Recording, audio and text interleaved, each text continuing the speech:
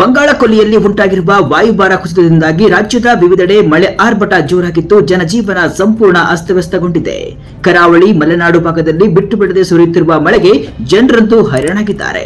ಇಂದು ಕೂಡ ಭಾರಿ ಮಳೆ ಅಪ್ಪಳಿಸುವ ಸಾಧ್ಯತೆ ಇದ್ದು ಬರೋಬ್ಬರಿ 5 ಜಿಲ್ಲೆಗಳಿಗೆ ರೆಡ್ ಅಲರ್ಟ್ ಘೋಷಣೆ ಮಾಡಲಾಗಿದೆ. ಮುಂದಿನ 3 ದಿನ ರಾಜ್ಯದಲ್ಲಿ ಭಾರಿ ಮಳೆಯಾಗಲಿದೆ ಅಂತ ಹವಾಮಾನ ಇಲಾಖೆ ಎಚ್ಚರಿಕೆಯನ್ನ ನೀಡಿದೆ. ಕೆಲವು ದಿನಗಳಿಂದ ಕೊಂಚ ಬಿಡುವು ಕೊಟ್ಟಿದ್ದ ಮಳೆರಾಯ ಮತ್ತೆ ಆರ್ಭಟಿಸ್ತಾ ಇದೆ. ರಾಜ್ಯದ ವಿವಿಧೆಡೆ ಭಾರಿ ಮಳೆ ಸುರಿದಿದೆ. ದಕ್ಷಿಣ ಕನ್ನಡ, ಉಡುಪಿ, ಚಿಕ್ಕಮಗಳೂರು, ಹಾಸನ, ಉತ್ತರ ಕನ್ನಡ, ಕೊಡಗು, ಉತ್ತರ ಕರ್ನಾಟಕದ ಭಾಗಗಳಲ್ಲಿ ಮಳೆ ಜೋರಾಗಿದ್ದು ಹಲವೆಡೆ ಮಳೆಯಿಂದಾಗಿ ಅನಾಹುತ ಅವಾಂತರಗಳು ಸೃಷ್ಟಿಯಾಗಿವೆ.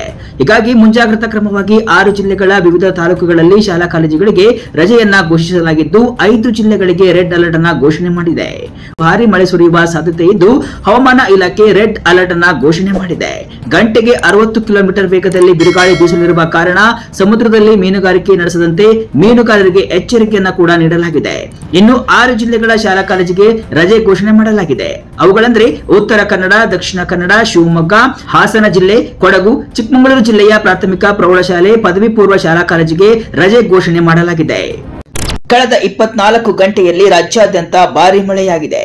ಬೆಂಗಳೂರು ಸೇರಿದಂತೆ ಹಲವು ಜಿಲ್ಲೆಗಳಲ್ಲಿ ವರ್ಣನ ರುದ್ರಾವತಾರ ಮುಂದುವರೆದಿದೆ. ಮಲೆನಾಡು, ಕರಾವಳಿ, ದಕ್ಷಿಣ ಒಳನಾಡಿನಲ್ಲಿ ಭರ್ಜರಿ ಮಳೆಯಾಗಿದೆ. ವಿಜಯಪುರ, ಬೆಳಗಾವಿ, ಗದಗ, ಕೊಪ್ಪಳ, ಧಾರವಾಡ, ಬಳ್ಳಾರಿ, ಶಿವಮೊಗ್ಗ ಜಿಲ್ಲೆಯಲ್ಲಿ ಧಾರಾಕಾರವಾಗಿ ಮಳೆ ಸುರಿದಿದೆ. ಬೆಂಗಳೂರು ಸೇರಿದಂತೆ 9 ಜಿಲ್ಲೆಗಳಲ್ಲಿ ಬೆಳ್ಳಂಬೆಳಗ್ಗೆಯೇ ಮಳೆ ಸುರಿತಾ ಇದೆ. ಭಾರಿ ಮಳೆಗೆ ಜನಜೀವನ ಸಂಪೂರ್ಣ ಅಸ್ತವ್ಯಸ್ತಗೊಂಡಿದ್ದು ಆಗ ಹಲವು ಜಿಲ್ಲೆಗಳಿಗೆ ಯೆಲ್ಲೋ ಅಲರ್ಟ್ ಹಾಗೂ ಆರೆಂಜ್ ಅಲರ್ಟ್ ಅನ್ನ ನೀಡಲಾಗಿದೆ.